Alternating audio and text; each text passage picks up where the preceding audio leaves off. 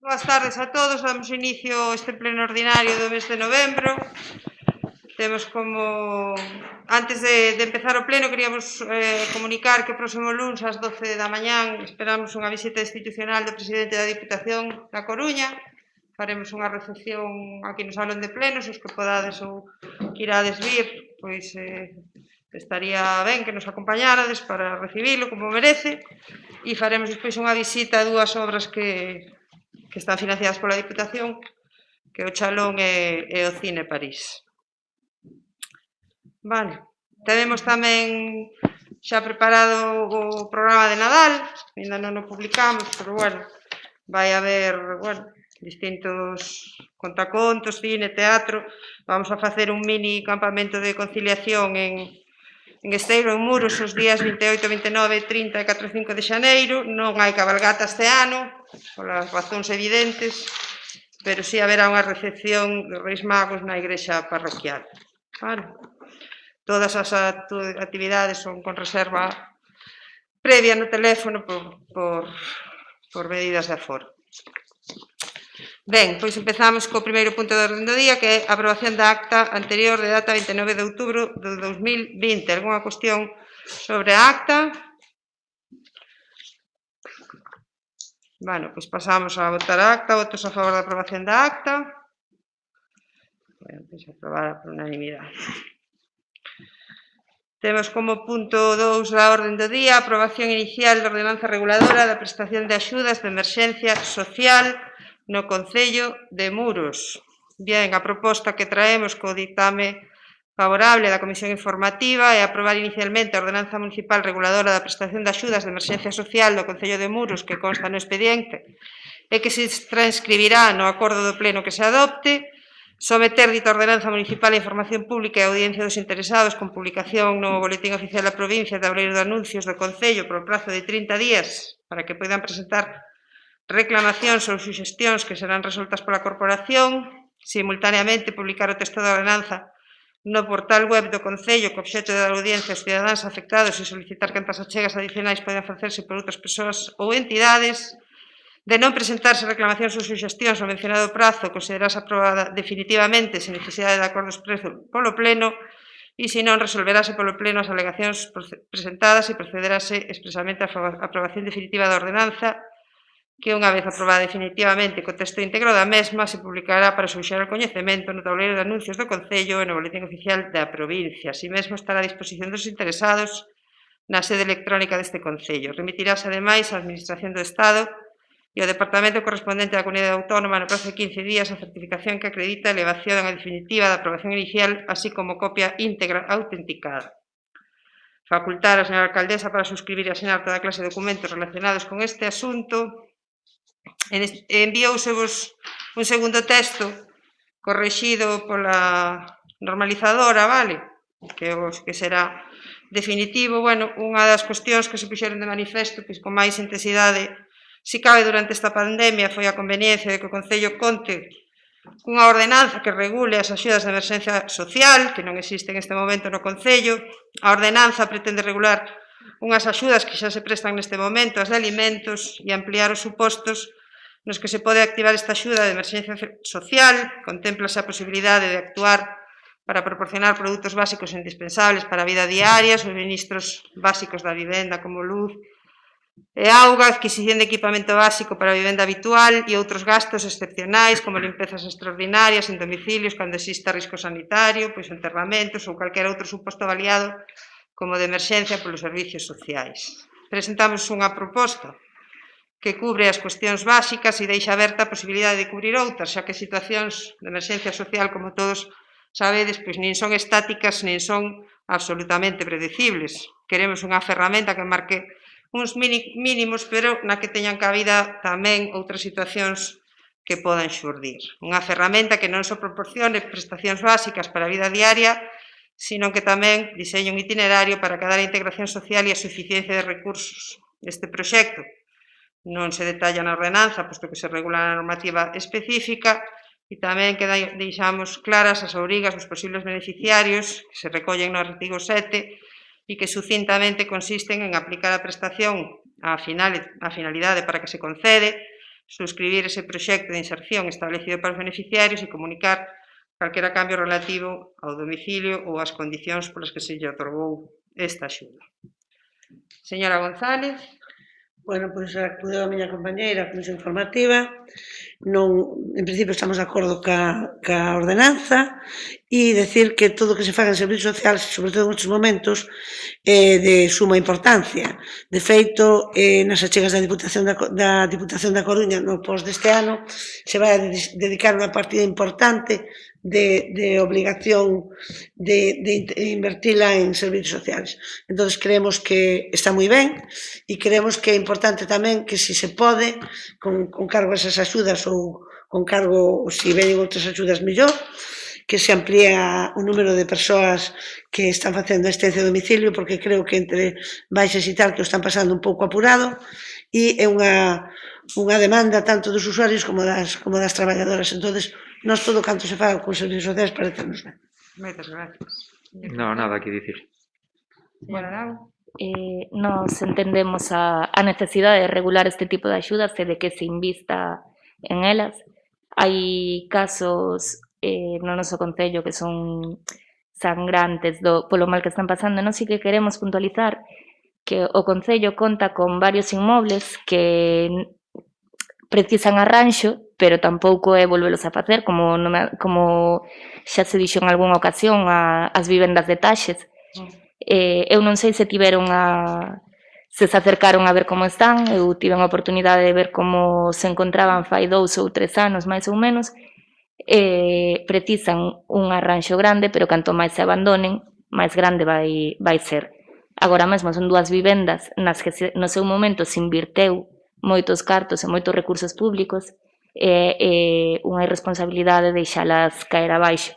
Entón, nós imos apoiar a proposta, evidentemente, pero tamén pedimos que se mire cara ás vivendas de Taxes e cara a outros inmobles que poderían servir precisamente para dar amparo ante unha emerxencia social momentánea, que se elabore un regulamento do seu uso e que non se deixen vir abaixo.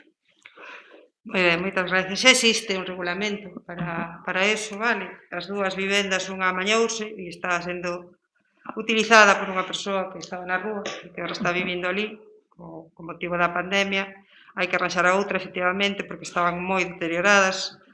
Fixose un arranxo mínimo para que estuvera a condicións de habitabilidade, pero existe xa no Concello, eso sí existe unha ordenanza reguladora para a utilización de vivendas sociais. Bueno, pois xa sin máis, algunha segunda intervención. Pasamos entonces a votar a proposta, votos a favor. Moi ben, pois moitas gracias a todos, porque é unha cuestión que este ano nos complicou bastante o tema das axudas, pois non contar con un instrumento que nos permitira regularas de unha mellor maneira. Ben, pasamos entonces ao punto 3, que é a aprobación do Plan de Acción sobre o Clima e a Enerxía Sustentable. Este ven con informe favorable tamén da Comisión Informativa. E a proposta de acordo que traemos é que polo Pleno do Concello de Muros, en quórum especial, se aprobe o Plan de Acción para o Clima e a Enerxía Sustentable, registrar o plan telematicamente no sitio web da Oficina do Pacto da Unión Europea e unha vez adoptado o acordo de aprobación do plan polo Pleno e registrado na web da Oficina do Pacto da Unión Europea, se lle de traslado á Consellería de Medio Ambiente, Territorio e Vivenda os efectos de xustificación da subvención concedida, posto que nos concederon unha subvención para a elaboración deste PACES, e facultar a alcaldesa para cantas actuacións de trámite sexan precisas para a mellor execución do acordado. Ben, o Pacto Europeo dos Alcaldes para o Clima e a Enerxía xurdeu en Europa no ano 2008, agrupa a máis de 7.000 gobernos locais que voluntariamente se comprometen a implantar os obxectivos en materia de clima e enerxía da Unión Europea, isto é unha reducción dos gases de efecto invernadoiro nun 40% para o ano 2030, e a adopción dun enfoque común para o impulso da mitigación e a adaptación ao cambio climático. Para pasar do compromiso político a medidas e proxectos prácticos, os asinantes do pacto comprométense a presentar nos 2 anos seguintes á data de decisión de aderirse, que aquí foi fai 2 anos, un plan no que se esbocen as accións chave que se pretenden acometer. O plan inclúe un inventario de emisións de referencia para realizar o seguimento das accións de mitigación e unha evaluación de riscos e vulnerabilidades climáticas. É un proceso a longo prazo no que se monitorizará a implantación do plan cada 2 anos. As medidas que se contemplan no plan, resumímolas brevemente, bueno, en primeiro lugar, a definición de estructuras competenciales e organizativas, accións de mitigación que afectan tanto ao sector público como ao privado, como a adquisición de equipamentos que sexan eficientes enerxéticamente, accións de concienciación e educación ambiental, auditorías enerxéticas, utilización de fontes renovables de enerxía, mobilidade sostible, reducción de residuos sólidos urbanos, uso responsable da auga, pois melloras no saneamento. Bueno, contempla algunhas cuestións nas que este Concello pois, leva algo adiantado, pero en outras ainda temos pois, bastante por facer. Intervención, señora González. Moi bueno, estamos de acordo. Señor Quintela. Sí, xa comentamos na comisión informativa un pouquiño cales poderían ser as debilidades da consecución dos obxectivos do plan, pero bueno, xa sabemos que polo contido do mismo require da implicación da veciñanza, de todas formas, bueno, revisable cada 2 anos, así que non hai ningún problema. Moitas gracias, señora Lago. Algúnha outra intervención? Pasamos entonces a votar o plan. Votos a favor? Abstencións? Moi ben, pois queda aprobado tamén o plan. Mocións de urxencia. Bueno, pois temos que dar conta de resolucións da alcaldía número 1244 de 26 de outubro ata 1387 de 20 de novembro, da Xunta de Goberno Local do 16 de outubro de 2020 e das resolucións contrarias aos reparos formulados pola intervención municipal. E pasamos ao apartado de robos e preguntas. No último pleno quedounos unha pregunta do BNG sin contestar, que era do emisario da depuradora. Recibimos a contestación da Consellería, de Aguas de Galicia, en este caso, que é o organismo responsable, e nos contestaron que sí, que se arreglou o emisario, o tubo que faltaba, que se colocou. Bueno, nos dan unha serie tamén de datos máis técnicos que, se ten interés en coñecelos, pois tamén os podemos pasar. Preguntas para este pleno? Bueno, nos queremos poñer de manifesto, que creo que xa son conscientes tamén, porque xa empezaron con ese tema, que hai que empezar a rebachar camiños, porque hai algún que é de moi difícil tránsito, como é o da carretera detrás da costa, de tal que creo que está en moi mal estado. E despois en Louro, un dos camiños que habíamos proposto para o POS, que era o da carretera, como se chama esa da carretera? Cruz da Pedra. Sí, Cruz da Pedra, Sandra Mora, está ali. Sandra. Entra a mascarilla e a columna, estamos pegados. É o de Cruz da Pedra. Bueno, e máis a baixada da Horta, que tamén está en moi malas condicións. E logo queremos preguntar que sabemos como vai o do presuposto, se hai algo en trámite, se antes de acabar o ano se fixeron ou vai facer algunha reunión con Espinel 5, a Comunidade de Aguas. E tamén queremos dar as gracias pola achega que pedimos en varios plenos aos grupos políticos e que nos chegou esa achega que falta nos facía, e queremos saber si esa achega é simplemente para os que formamos grupo político, porque nós creemos que Compromiso por Galicia non forma un grupo político, porque nos contaron que non están no grupo político, non o sabemos. Entón, rogaríamoslle que, porque si solamente a asignación é para quen forma grupos políticos, en este caso seríamos 3 grupos solamente, e non 4. Entón, rogaríamoslle que solicitara unha certificación o grupo político que en principio formaron cando se presentaron as eleccións, ou se eles manifestan xa que pertenecen ou non pertenecen ao grupo. Moi ben, moitas gracias.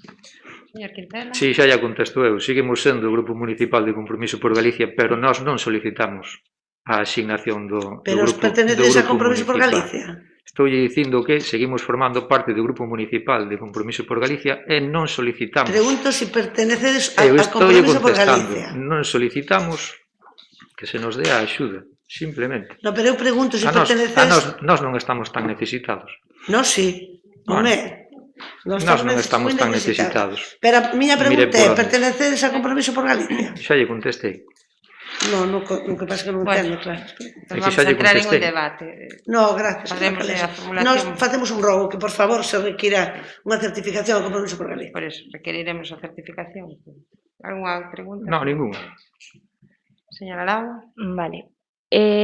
O decreto 554/2020, asinado por esta alcaldía o día 16 de novembro do corrente mes, autoriza e compromete gasto para exactamente o seguinte. As actuacións a desenvolver son arranxo do acceso ao rueiro de Portugalete ata Tremenda, limpeza enérxica de superficie do pavimento existente, incluso repaso manual, corte, demolición e limpeza de encontro, riego de adherencia con dosificación, mezcla voluminosa, execución do pavimento en formigón e demais. En ningún lado pon, por certo, parcheado, nin nada polo parecido. A semana pasada levouse a cabo unha obra de parcheado na zona que se nomea no decreto. Para nada un reasfaltado, como pon, nin tan sequera limpeza. A mesma tarde na que se realizou a obra, eu persoalmente puxome en contacto con vostede para preguntarlle se iba a quedar así e díxome vostede que sí, que se asfaltaba a Virxe e que Portugalete se parchaba. Non é o que pon no decreto. Aínda así, nin tan siquera se asfaltou toda a Virxe, porque a Virxe acaba no río que vai desembocar despois no furón. A realidade ca que nos atopamos é que todo o rueiro de Portugalete quedou parcheado e mal parcheado, por certo, por moito que digan que está ben, quedou mal parcheado.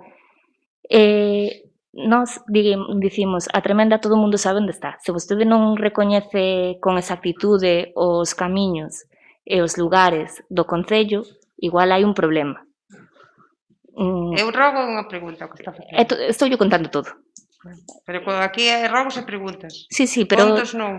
ti tranquila que che acabo rojando, sin problema. Fáleme, por favor, co tono de vir. Vostede tranquila que lle acabo rogando, sin problema.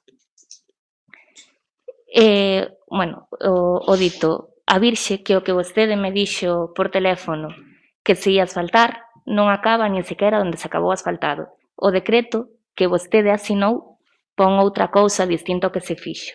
Nos rogámoslle que cumpla co decreto que vostede asinou e que se asfalte a zona que pon, que ten un mes que é o que pon de prazo de execución. Xa de paso, imoslle rogar tamén que se mire un pouco pola zona, ali mesmo está a antiga escola unitaria, que supón un perigo, unha pola cantidade de ervas, silvas e maleza que chegan a cruzar toda a rúa, e outra polo mal estado no que está toda a edificación e todo o valleado. Como un día caia e pase algo, ímonos ter que lamentar moito. Como sempre, as rúas e camiños precisan de importantes arranxos, pero ben feitos. A portavoz do PSOE nomeou tras da costa, nós tamén queremos nomear a pendente outros tantos rueiros que hai en todo o concello que precisan de arranxo. O mes pasado nós sí que fixemos unha pregunta, non se nos contestou. De feito, viña recollida na acta. Preguntou por Espina. Sí. Sí, é que eso, bueno, quería que me concretase un pouquiño, porque preguntou cantos cartos ingresou o Concello de Muros por parte da empresa concesionaria da auga nos últimos anos. Bueno, se quere digolle, pois son os últimos 3 ou 4, pero se nos di tamén o do ano pasado tamén. A que tipo de ingresos se refire? Pois os ingresos que lle tocan polo canon da auga. E do período dos últimos 10 anos? Pois mismamente, vale. Disculpe, pero non tiña anotado para que me aclarase a pregunta. A canto ascenden os gastos feitos polo Concello con motivo de la vuelta? Os gastos derivados da organización de eventos polos que se recorreu a proveedores externos como a animación, as flores e demais foron xestionados polo Concello ou, esta é unha pregunta, ou pola organización. En caso de ser o Concello, que nos xestionou, que criterios se seguiron para este tipo de contratacións? O verán pasado, tras o repintado de varias zonas de estrada no noso Concello, borrouse a señalización de varias das paradas de autobuses existentes, nomeadamente a que había en Xantoque. Rogámoslle que se repoño pintado e que se sinalicen ben as paradas. Chegannos varias queixas sobre o estado do adoquinado na Rúa Real. Rogamos que se teña en conta para do adoquinado da Rúa Real. Que tipo de licenza ten ou teñen os locais citos na Ribeira do Maio número 40? E xa para rematar, o orzamento, para cando?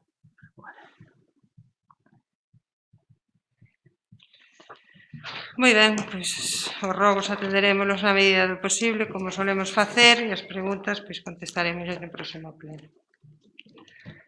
Bueno, pois sin máis, gracias a todos por asistir, a ver se conseguimos vernos as caras no próximo pleno que teñamos, e se non temos ocasión, pois desexarvos a todos unhas felices festas, polo menos con saúde, xa que non se vamos a poder disfrutar moito das familias, polo menos que teñamos saúde todos e entremos no ano que ven con bo pé. Moitas gracias. Bueno,